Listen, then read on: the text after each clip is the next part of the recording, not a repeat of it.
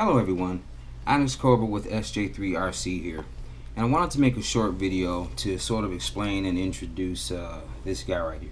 Say hi. This is something that came about because I had seen a lot of that guy on the internet. It's a very nice and capable little truck. They build it as a camera truck and it's supposed to give you an FPV experience. So I got one for myself, ripped it apart, and found that to be what was inside. So I needed more.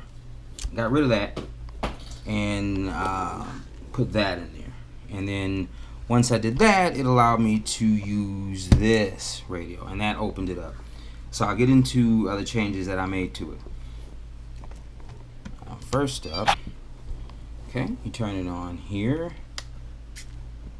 You get your power indicator lights, which are your parking lights, and then you get your signal strength from the 10-channel receiver that I stuffed inside here.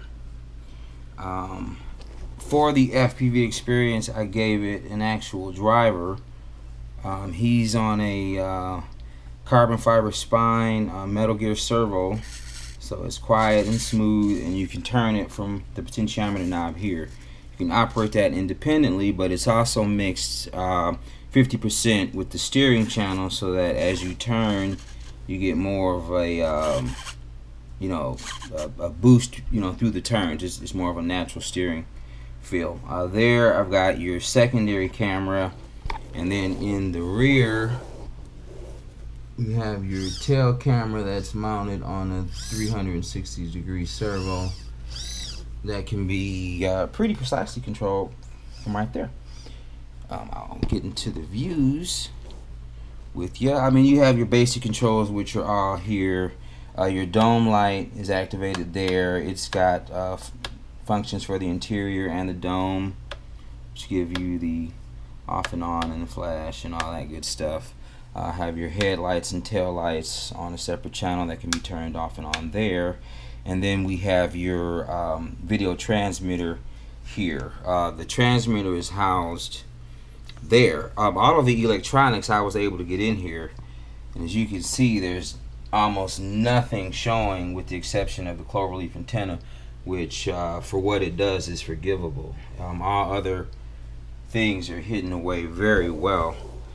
Okay, I'll show you what it looks like here. The feed can be picked up from any 5.8 gigahertz receiver. You could use one of these. They've got the type to go into your phone. By far, the choice experience is going to be your FPV goggles. I got my ancient fat sharks over there. That gives you the best, but it's fun no matter how you do it. Okay, you turn on the transmitter there. I did that on purpose so that you could save battery power. Incidentally, the battery for the transmitter and winch are housed there, so I did make use of that little funny stock battery, and it's in there. No problems with the heat. There's your view. You got your live camera feed. There's your driver. You can cycle his head, pan to look at your passenger. The lighting's not the greatest. Sorry, filmography is not my strong point, but here we go.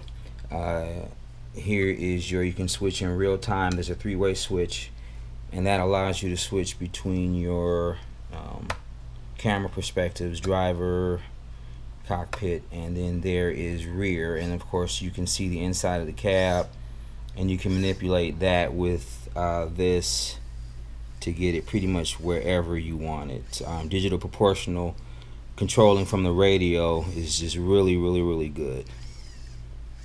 So there's that. That's really fun to drive. I'm going to get it out here so you guys can see that. I'm going to go over the other mechanical upgrades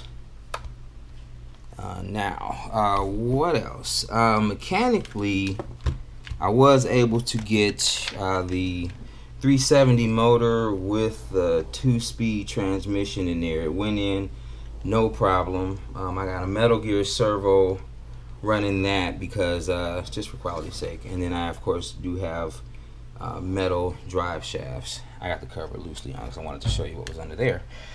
Back here I'm running it with an 800 milliamp 2-cell LiPo. I got a JST connection on there basically just to show just about any 2-cell battery can work. I upgraded the ESC, so there's a 30 amp brush motor ESC for the main ESC. There's a secondary ESC that operates the winch, which is hidden here. Sorry, hope the angle's all right. It's hidden in that little box there. There's an on and off switch, as you can see, that allows you to turn that ESC off or on if you're not using it. But the battery for that is shared by the transmitter, so it doesn't take from your main battery, which gives you about 45 minutes. I've driven around, you can't run these things below 20%, but I've driven around consistently for about 45 minutes, and when I checked it, I was down to about 37%. If you wanted to use 1,000 milliamp, 1,600 milliamp, any 2-cell with a JST connector will have you rolling for quite a while. There's our winch. That is also controlled remotely there.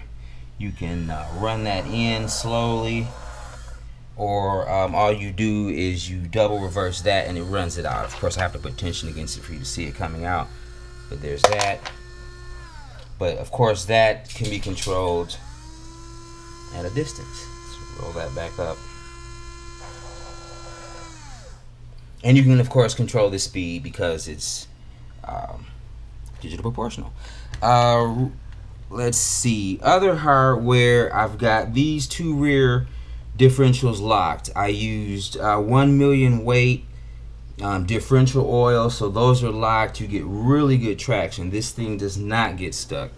You've got really soft tires.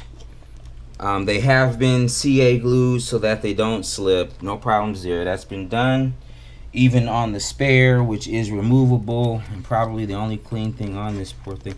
But yeah, I got the spare removable just for fun's sake. You can use that. It has also been CA glued. So there she is. She functions. We're going to take it out and I'm going to run over some stuff. Show you what that looks like. All right. Let's roll out.